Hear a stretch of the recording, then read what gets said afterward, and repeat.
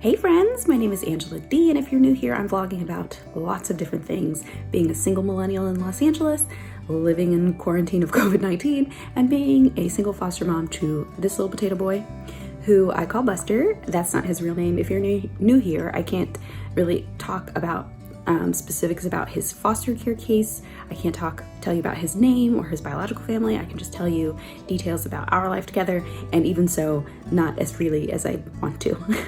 But I thought I would come on now and give you guys a little bit of an update on our guy. He is 2 months and 10 days. He is great. He is so sweet, funny. He's still little for his age.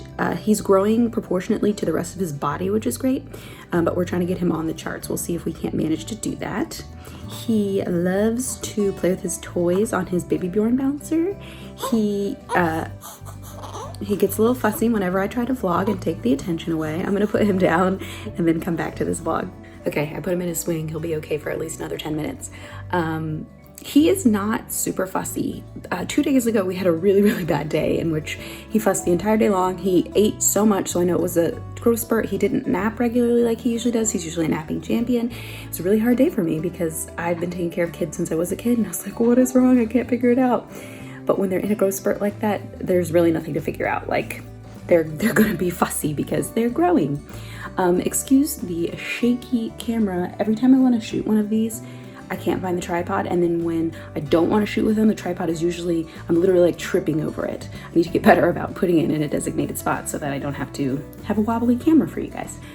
So yeah, not to get into specifics, but his case has been continued, which means it's been postponed, and it's most likely because of COVID-19. Lots of cases have been pushed. He was supposed to have a dispositional hearing in California that usually happens 30-ish days after a child is put in foster care. And that basically, well, first you have a jurisdictional. The jurisdictional means the judge either says, yes, I'm going to allow you to try and reunify with your children, or no, I'm going to terminate your rights and your child will be placed up for adoption. So we haven't even had that yet. And usually that happens, I think that's supposed to, on the timeline, happen 30-ish days after detainment. He's been with me 2 months. This is not uncommon in LA, even without COVID-19. There are just so many children in the foster care system in Los Angeles that they get backed up super easily. So his jurisdictional and dispositional were supposed to be in March. They got pushed to April. Today is April 11th. It's gotten pushed toward the end of May now. So the jurisdictional, I just explained to you, the dispositional is when, if they decide the parents can work to reunify with their children, have reunification services. The dispositional is when they say, hey, you have to do X, Y, and Z in order to get custody of your children back. So yeah, that is scheduled for May as well for us. So he'll be about 4 months before his biological family hears either way, if they'll be getting reunification services or if their rights will be terminated, and if they get the services, what those services are.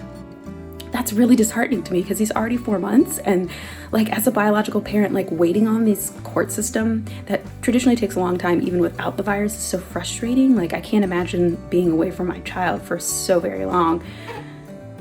Right, buddy? He's distressed because the swing that I have, the toys are a little bit higher than when he can reach, whereas in his bouncer he can reach them. Just slightly out of reach. Stretch, baby! On his bouncer, oh, he got one! On his bouncer, it's really easy for him to get the toys. These are just a little higher than his tiny little arms can manage. We have been in quarantine for a while. I don't even know how many days. We're doing all right. He's a great sleeper normally. At night, he only wakes up once a night. Usually, the day that he had his growth spurt where he was super ornery, he didn't wake up at all. He just slept 10.5 hours straight. And I woke up checking his breathing frequently.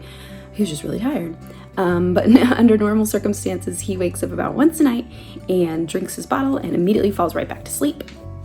He still hates being swaddled, but he's accepting the swaddle more, which is great because his arms are still so flaily from his Moro/startle reflex. He giggled for the first time the other day. I fussed him out because he wouldn't stay still when I was changing him into his clothes. And I asked him, like, why are you so squirmy? And he just cracked up. It was the cutest thing ever. It's so nice to be able to experience some of his milestones. Right? Hey, Buster, but back to the story. So yes, we're socially distancing. We're staying in my apartment. We did go for a walk the other day. It's really hard though because everybody in my neighborhood seems to be out at the exact same times. I want to put him in his car seat to take him in the car, but he hates his car seat. His car seat is also his stroller. So when we went for a walk, I put him in the carrier. He fell asleep. So I guess maybe he appreciated the spirit of the fresh air. We're doing a lot of FaceTiming with Bio Family, FaceTiming with our social workers, FaceTiming with my friends and family. So he is getting he's getting to experience a lot of people digitally. I try not to keep him on too long because I don't want to hurt his little tiny eyes. Get him.